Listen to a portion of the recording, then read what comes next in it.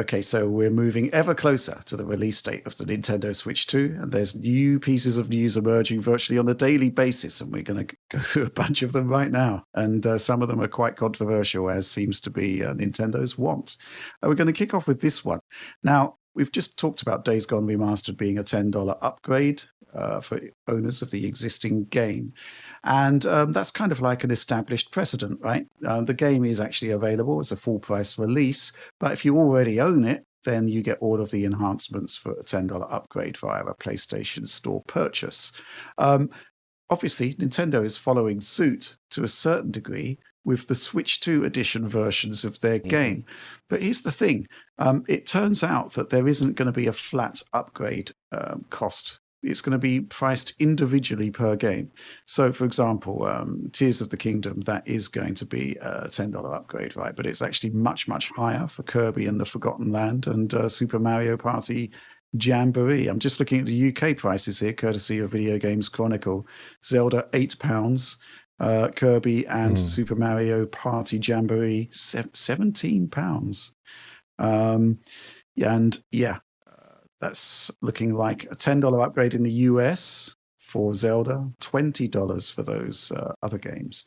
I don't particularly have a problem with charging an upgrade fee because I do think that there is value in these upgrades. Obviously, the way Microsoft did it is the most consumer-friendly of all. Just, roll out a patch, doesn't cost anything, and your existing games look better. That's fantastic. But I do understand the commercial reality of work having to be paid for. John, my concern here is that this is going to result in consumer confusion, and some of the pricing may seem a bit illogical. I don't know what you think about that. Yeah, pricing around the Switch 2 stuff has been a bit all over the place so far, in addition to the rather high price if you were to buy these new at retail, which Zelda, for instance, sells above the price of the original game on Switch launch day, which is curious. But I think what they need to communicate perhaps better is what has been added to the game. Yep. So in the case of Kirby, for instance, it seems like they've added quite a lot to the game. It's not just Kirby and the Forgotten Land. There seems to be a lot more there, which I think is really great because I love that game. Whereas Zelda looks more like there's like some quality of life stuff, performance upgrades, the typical stuff you expect from a $10 upgrade. So they just kind of need to make all that, I think, very clear to the customer, and that's maybe where they've struggled a little bit so far in terms of making that obvious. And something like Mario Party Jamboree as well, I think they've added content there from what I can tell. Rich could tell me more. I mean, every time I see Rich online on the Switch, he's playing Mario Party Jamboree. He just can't seem to stop playing it. So you'll have to tell us more about that, Rich. Yeah, I do that while dodging the dust on my right, Switch. Yes. Yeah, somehow I'm managing to play these games while keeping my Switch in fully dusted up somehow, which is typical of lack of use, but seemingly not, according to you.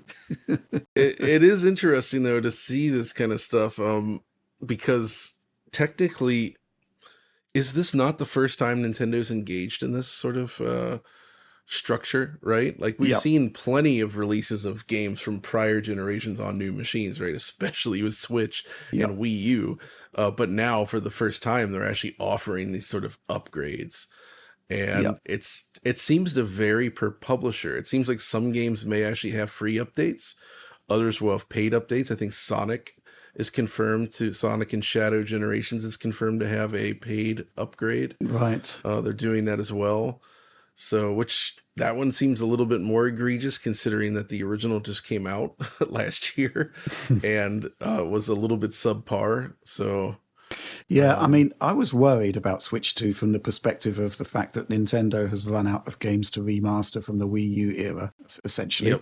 And that was actually instrumental because it enabled them to flesh out the first-party lineup. And the original Switch benefited immensely from that. Oh, yeah. You essentially had an entire generation of games that very few people had actually played. But that wasn't that they weren't great games. It was just that people weren't particularly interested in the Wii U. Nobody bought the Wii U. So it seems that the strategy for this generation is to say, whoa, hold on a minute. Well, let's remaster our existing games. And I'm kind of there for that. I mean, our existing Switch 1 games, and I'm kind of there for that as long as the pricing is okay. Right. And I think you're quite right. I think this is a marketing issue. Exactly. But the fact that it's not a kind of flat cost is going to cause consumer confusion, which means they really need to do a fantastic job of marketing this. Because on the face of it, the concept of a Zelda game being cheaper to upgrade than a Kirby game is going to cause some confusion. I think in that case, maybe they could have done like maybe this is even more confusing, but have like, here's the graphical updates are $10 across the board in USD. But in some cases, they've added full content, like major additions to the game. That becomes a different edition. Right? Yeah. Like they could have just had, here's graphics upgrades, it's $10 flat. And then anything else is separate. Kind of what they're doing with Zelda, because you don't get the DLC, as I understand it. With the Right, Switch 2 exactly. edition. And I feel like they don't seem to allow that for Kirby, which has like the star-crossed world stuff, or all the new mini games in Mario Party Jamboree. Like that could have been its own separate thing. Like here's the full version for Switch 2 with all the content. And then here's the just graphics upgrades. But I think they also want to gate that content behind the Switch 2. I know. So if you have the Star-Crossed DLC for Kirby, but you're running the Switch 1 version or the Switch 2 version running at like 1080p 30, is that really a satisfactory experience? I think it's just bizarre. But yeah, I mean, I would agree.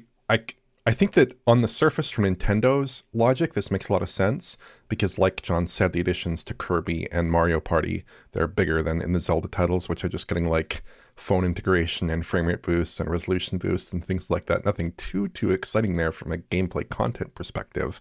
I don't personally have much interest in replaying Kirby again for another time, but the additional content certainly makes it interesting. But at the same time, I think this is a case of Nintendo doesn't do discounts, like a classic case of that. Right. So like they're gonna charge you what they think the resolution, the frame rate boost is worth, which is $10, and then 2 or 3 hours of new content, that's another $10. So they're basically going to charge you a price that they think is appropriate, whereas a company like Sony, with Tila Remastered or Days Gone or something, they're going to give you some new content, they're going to give you some frame rate enhancements, they're going to give you some graphical enhancements, special features, whatever, they're going to call that $10. That seems more reasonable to me. Or like in most cases, really, I think in most cases what we see with game updates these days is like you have a PS4 code or Xbox One code that's patched to run on the new consoles, and that's done for free. It's like when Ubisoft upgraded The Division 2 to run on current generation consoles with 4K 60 performance. They did not do that with a price increase. They were just happy to sell more units and get the game out there in terms of mind share, right? They were happy to do that. But instead, Nintendo is calculating that value maybe a little bit more exactingly. And the weird thing to me, and the part where I kind of get like a little bit almost uncomfortable, is the fact that there's no discount for the games as a package. So like the Switch 2 editions of Kirby and Tears of the Kingdom are $80 USD, aka, $60 for Kirby on Switch 1 plus $20 for the upgrade, or $70 for Zelda plus $10 for the upgrade. That's basically the pricing there. Or actually it's $115 Canadian, which is even higher than the $110 price for Mario Kart World. I don't know how they're pricing it out, but on some level I respect it, because Nintendo is representing that their games are a premium experience and they're not going to go on like a streaming service or something. But at the same time, it feels greedy and maybe ultimately counterproductive to like almost really penalize people who don't have that library already and just want to get into them. And now all of a sudden, Kirby was on my games of the year list for 2022. It's a very good game, but it's a 3-year-old title. And it's a very good game, but is it an $80 game in 2025? Again, Nintendo operates differently, but it feels a little bit odd. But the one positive message that I could make to end this is that not everyone on Switch 2 is taking the same approach. Like I noted the other day that Fast Fusion is only $15 American dollars in the eShop. That is a great deal. That's an insane value. That's actually cheaper than Fast RMX, which was like an enhanced version of a Wii U game. This is an all new game, and arguably the best looking thing at Switch launch. Yeah, it just seems really exciting there in that game. I mean, I'm sure it'll be worth $15. I'm sure, to me at least, it'll be worth a substantial amount more than that. Did you see, Oliver, for the first time, Shinan has crossed the 3 gigabyte barrier? 3.7 gigabytes. So no buy. For them, this may as well be 150 gigs compared to what they normally do, right? Well, Fast RMX was like 800 megs, I think. Yeah, it was pretty small. These guys are, man, technical wizards. I tell you, I can't wait to look at this.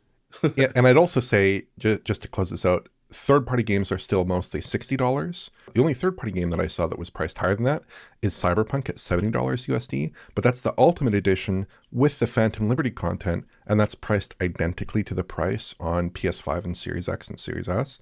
So that all seems very reasonable. So at least so far for Switch 2, it seems like Nintendo is operating in their own world of pricing. I don't know if they're going to get back down to earth or if they're going to start charging exorbitant prices for games all throughout the generation, like especially with these Switch 2 edition titles that have that implied value add upgrade, that $10 or $20 of additional value that Nintendo is seemingly keen to price into their games. I don't know if that will change. I kind of hope it does. But yeah, Nintendo's taking a very different approach to other people in this industry, and it remains to be seen how well it'll work out. Well, I certainly think it's going to work out in the short term because the kind of desire for the console is just gigantic.